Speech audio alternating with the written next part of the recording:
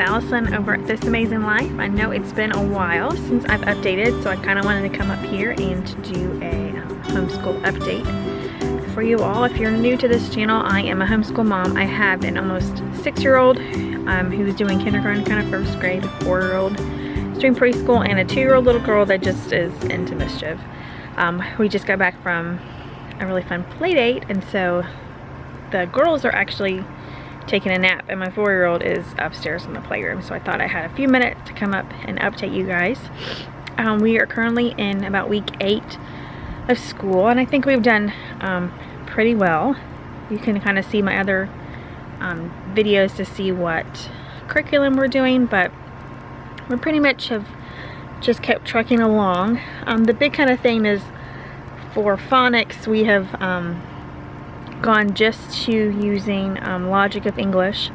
We're in the Foundations B level. We had kind of been doing a little mixture, and I had started the year doing all about reading, but it just kind of was starting to get a little, I was really struggling with, like, they give you these sheets of word lists with like 50 words, and I wasn't quite sure how to get those accomplished in teaching, and I kind of thought, well, I liked Logic of English because the lessons were a little more concise, and it has the spelling in it. So we were not doing like, we were doing spelling UC for a little bit, and now we're just doing the spelling in Foundations, and she's really doing well. Also, in All About Reading the stories, she was really giving me pushback at reading those books. And in Logic of English, every 5 lessons you have a little reader to do. There's reading that you do in the workbook, but so I'm not getting as much pushback. So like, that's going well. We're pushing through with Math UC, the alpha level. We're just kind of keep on. Right now it's mostly review, but it's good on what we're doing. And I've added a little bit of math lessons for a living education. We're on level 2, which some things are new, and we're only like on the 3rd week of that. We're not far, which is, you know, completely fine. But other than that, in history, we're having a lot of fun. We're kind of just going at a snail's pace. Right now we're learning about the Pilgrims, which is perfect because it's November, and probably by the time we finish this, it'll be, you know, Thanksgiving. And I was just thinking that if we can get through, you know, the Revolutionary War by the end of the year, I will be happy.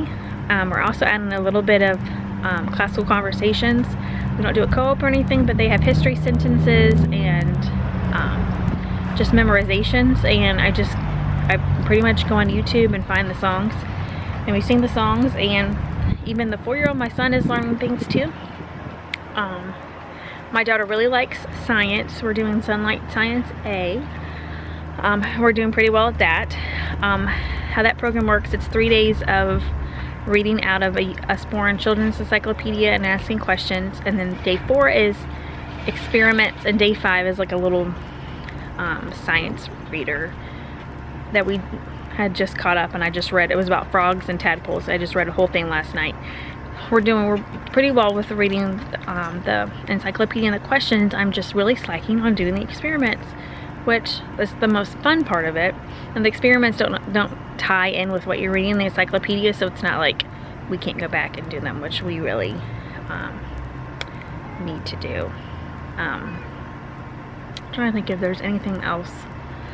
We were kind of doing our little, like, geography curriculum about the kindergarten around the world, and I just kind of had to give that up, which I kind of figured I might have. But we got to about week 10 through the summer, and we had gotten through North America and South America, and I fully anticipate that when we take breaks and stuff that we'll pick back up with it. It's just, you know, too hard to do with everything else that we want to do, like the fun trips. I don't want her Millie to say, you know, well, we can't go to this fun at homeschool because we need to do all this seat work.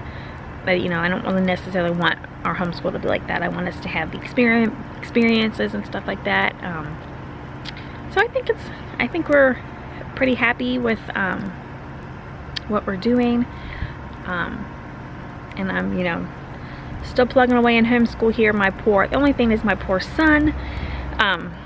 He's always begging to do school, and I'm like, oh, well, I'm trying to keep him busy, but I really need to get some good effort.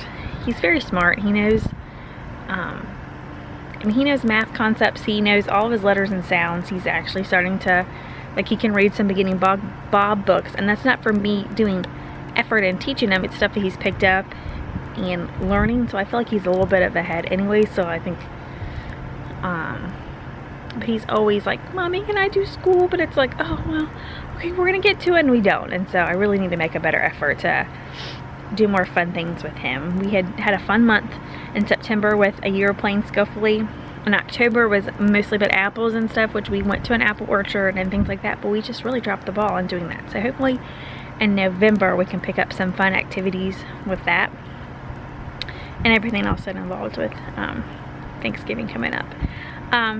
If you have any questions, please comment and give us a big thumbs up, and I hope you see you guys back for the next video. Yeah, thanks.